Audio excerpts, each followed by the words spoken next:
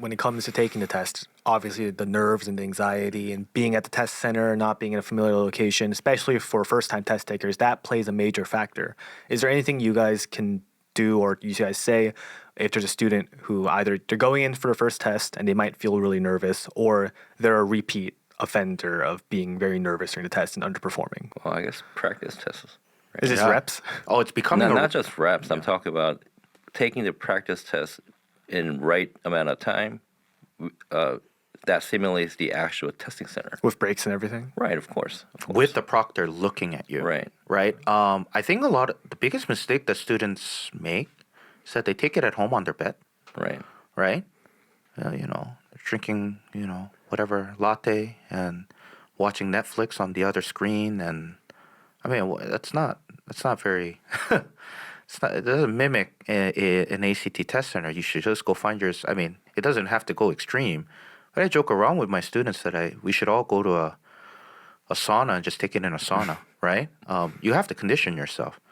I know here for fact in Seoul, Korea, the test center is notorious for being unfriendly, right? It's not a school. In what ways? Well, they're strangers at first. You're talking about the proctors. Yeah, the strangers. You get ID checked. It feels like TSA at a test center. Right? They're not going to do that at a school, right? But I know around Asia, you're going to a neutral site.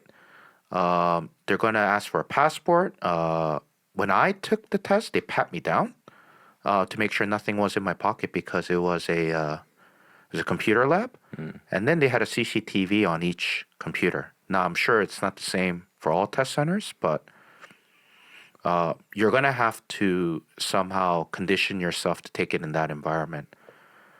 The other thing is common sense, right? Well, make yourself uncomfortable all the time, please. Yeah, wear jeans. I don't know. Right. Wear jeans. Don't take it on your bed. When you take practice exams, you should take it from front to end all the time. Students do very well on individual sections. You can take one reading section and get a 35. But when that's the second or third hour of an exam, once you've been beat up on an English and math, different story. Right. Different story. In the morning at 10 a.m., 11 a.m., it's a different story. You get tired and stuff. The other thing is test day. I think students during the week of the exam don't condition themselves properly. How so? Well, they don't sleep early enough, right? If the test is at 8 a.m., I think you should give yourself 2 to 3 days just waking up at 6 or 7, right? Your body's not used to it. If on the day of the test, that's the first day you're waking up at 6 or 7, your body cannot be right. And don't do things that you used to not do it, right? Such as you're not a coffee drinker. All of a sudden to wake up in the morning, you drink coffee, especially at this test day, and then you got to go to the restroom. Oh well, there's only one break. You leave the test room, you're done, right? They're not gonna. It's not cheating, but they have to cancel the exam, right?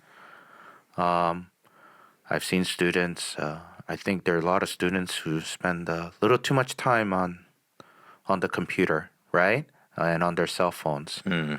I jokingly say to students before an exam, 1 hour before the exam, you should read something on your cell phone. If you're going to actually use your cell phone, read something, right? Get your eyes working, get your brain working before an exam. Definitely true. In that week before the exam, or maybe the 2 weeks before test day, would you consider a mistake for students to consistently be drilling or taking practice tests every day? Or do you see that kind of behavior where people get really nervous and they're like, I need to really do this? Well, just practice is not necessarily bad, right? Practice itself is not bad, but there is a point where it's too much. You can tire yourself out, I think. Yeah, there is such thing as mental fatigue. It's the ACT. It's just, there's 215 questions on this exam.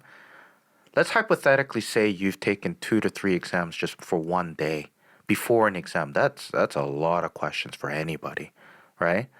That's 9 hours. 9 hours. I mean, the 9 hours is great, but I think at some point, the day before the exam, you're done learning, right? There's nothing else to learn. But I think there's such thing as timing in ACT. We do see that week one, students will generally struggle in preparation because most teachers are going to intentionally give their students harder exams. It's a wake-up call. Week 2 is where we see improvement. Week 3 or 4, that's fatigue, right? It's that recovery, I think, that's very important. Week 4, week 5, usually, let's hypothetically say you're preparing for a month before an exam. The week or the week, the second to last week before an exam, you should be able to kind of recover, right? But don't overdo it, right? At that point, it's like weight training, right? Well, in terms of practice, like lightly taking a test right before the day of test, it's not a bad. It's not a it's not a bad bad thing. idea. Yeah. But at least prior to that 2 or 3 days, right? At least you have to go over, especially the very technical sections, just like English or math, right? At least you have to go over question that you have gotten wrong, right? Why am I getting this wrong?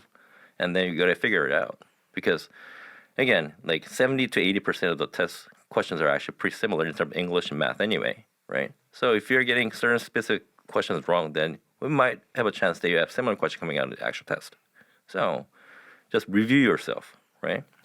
So like spamming on the practice test not necessary, but at least review yourself, and then maybe a day before the test, try when your last shot. I guess a practice, right? So